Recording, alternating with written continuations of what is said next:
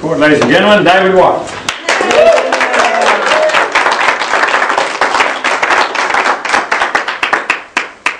Supplement or die. That is what we're talking about today. So I see you're smiling now, and I hope you're still smiling at the end of this. Now there'll be someone out there, someone saying, why did we bring this guy in with all these degrees to tell me I'm going to die? I already know that. I'm alive. And yes, it is inevitable that you are going to die, but the choice is yours whether you're going to die, cut down in your prime, in the middle of enjoying life. Are you going to be sliced from this earth? Or, worse still, are you going to spend the last 10 years of your life slowly decaying away in a nursing home as your body gives out underneath you? So that is what I mean by supplement or die. And I'll give you an illustration or a story. When I hope you've all spent wonderful time with your grandfathers, grandmothers, and I hope you also get to be a grandfather or a grandmother. So my grandfather, who was 90, he decided, well, what do I do for my 90th birthday? You know, I've done a lot. I've lived 90 years. I've lived 95 years. What should I do? And so he said, well, I've never been on a balloon ride. So living in the Hawke's Bay, he decided for his 90th birthday, he would go up in a balloon. And he did. He went up in a balloon, had a champagne breakfast. He loved that. And that's what I want to do. When my 90th birthday, I want to do something exciting like that. I don't want to be cut down on my prime. That contrasts with another story. I have chest pains, which is slightly freaky from an old tissue injury. So one day I'm at home, and I've got these chest pains, and I'm thinking, oh, they'll go away, like they always do. And they don't. And then soon an hour later, I'm bending over in pain, hardly having trouble talking because I'm in pain in my chest, right in my heart. And I'm a man, right? Nothing wrong with me. I'm going to die any. My wife says to me, you are coming with me.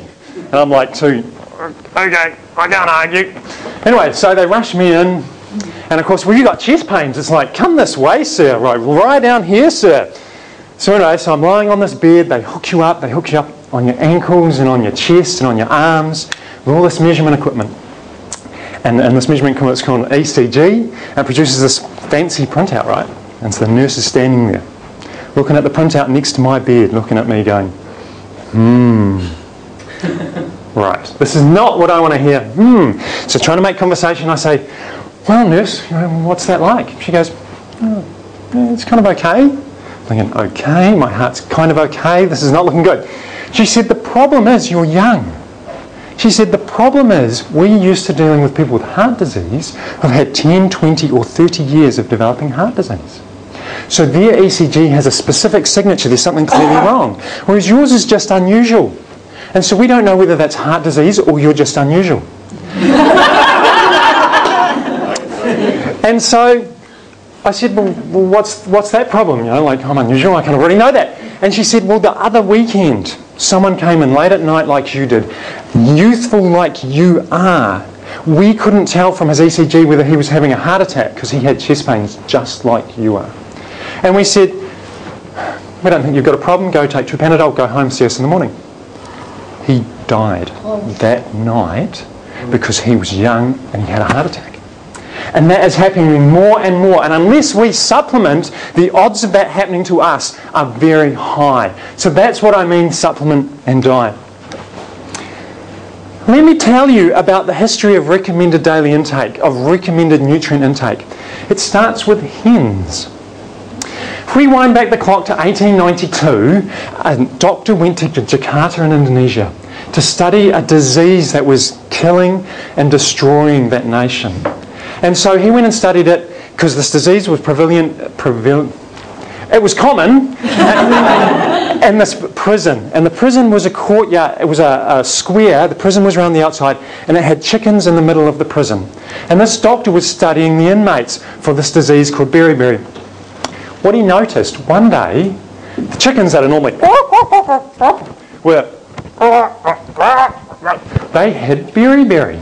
And so he thought, wow, this is a breakthrough. I've got an animal I can study and see if I can solve the great mystery of beriberi. And so he was fired up. 2 weeks later, his chickens were walking around again like this. All upright, all normal. The sickness had gone. He's like, oh man, that sucks. Like, what am I going to do now? So anyway, time goes later, a few months later, the chickens are sick again. He goes, this is unbelievable. Like, what's going on here? And so he talked to the people who fed the chickens. Now, in Indonesia and in Asian countries, good, healthy food is white rice. And bad food, the common food, the food you don't want to eat, is brown rice. And what was happening was that they fed the kind of the scummy food to the chickens and they stayed well. But then they said, well, let's just feed the leftover prison food. The prisons haven't eaten it. Let's just get rid of it and we'll feed it to the chickens. And the chickens got sick.